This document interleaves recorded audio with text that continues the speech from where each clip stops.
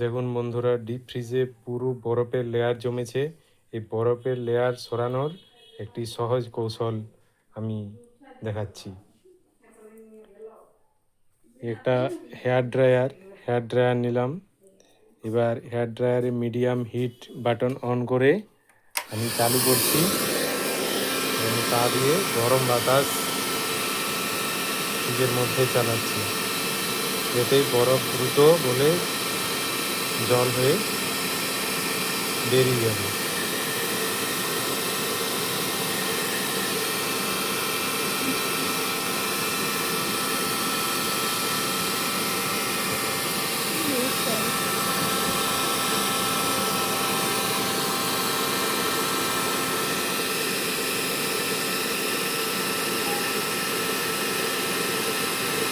বরফ দ্রুত গলছে।